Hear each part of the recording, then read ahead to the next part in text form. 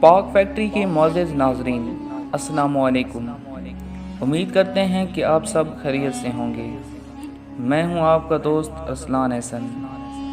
ناظرین کرام، حقیقی دنیا سے منسلک ہزاروں ایسی داستانیں تاریخ میں رقم ہیں جن کو سننے کے بعد دل حب الوطنی سے سرشار ہو جاتا ہے۔ ایسی ہی داستان ایک عظیم مجاہد کی ہے جسے عرصہ دراز تک موسم کی سختیاں دیدہ دلیری سے جھیلتے دیکھا گیا تھا، اور اس عرصے کے دوران اس کو ایک ایسے ادارے کے سامنے پایا گیا جس کا شمار حکومت کے اساس اداروں میں ہوتا تھا۔ دوستوں، اس شخص کے حلیے کے بارے میں بات کریں تو اسے ایسی حالت میں دیکھا جاتا رہا کہ عام شخص اس سے کراہت محسوس کرتا، لیکن وہ کسی کی پرواہ کیے بغیر اپنی دھن میں مست رہتا اور اپنی نظریں اس عمارت پر جمائے رکھتا۔ دیکھنے والے کبھی اس پر رحم کھا کر اس کو پیسے تھما دیتے اور کبھی کبھار گلاس پانی کا پلا دیتے، لیکن اسے لگاتار یہاں کے چکر لگاتے دیکھ کر یہ محسوس ہوتا تھا کہ گویا یہ کوئی مقصد لیے یہاں آتا ہے، کیونکہ وہ سخت گرمی اور سردی میں بھی اسی جگہ پایا جاتا جہاں لوگ سکون کی نیند سو رہے ہوتے، وہ شخص وہیں بیٹھا رہتا۔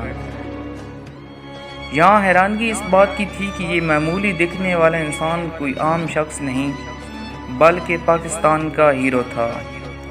اتنا عرصہ گزر جانے کے باوجود بھی وہ اسی عمارت کے سامنے بیٹھتا جہاں پہلے دن اسے دیکھا گیا تھا، اور اس کی نظروں کا محور اسی عمارت کا مخصوص حصہ رہتا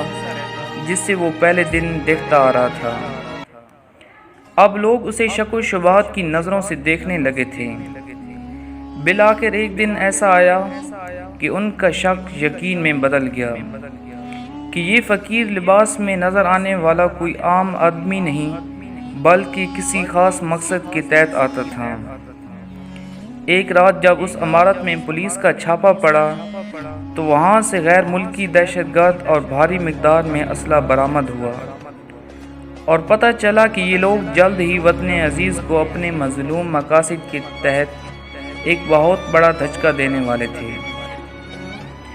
پھر ہر کوئی سمجھ گیا کہ فقیرانہ انداز میں پھرنے والا کوئی عام شخص نہیں بلکہ اس قوم کا ایک ایسا گمنام ہیرو تھا جس سے اپنے وطن کی سلامتی اپنی جان سے زیادہ عزیز تھی،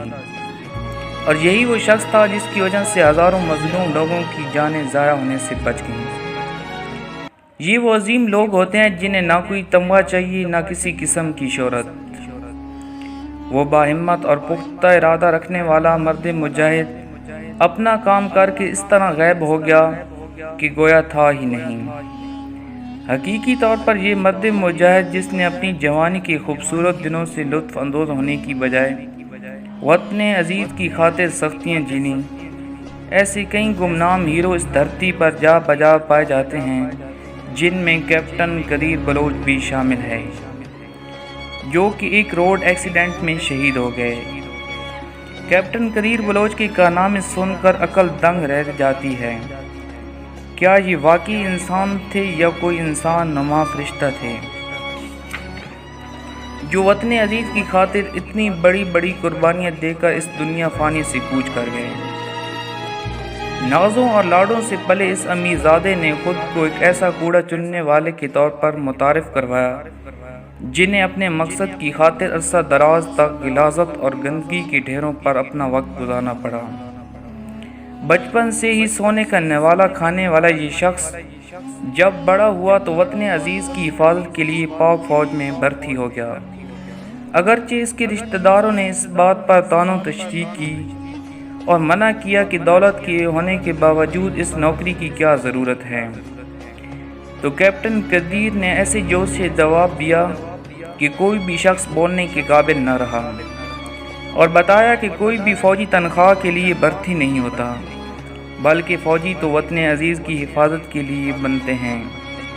اور میں اس ملک پر اپنا تن من دھن سب کچھ قربان کر دوں گا۔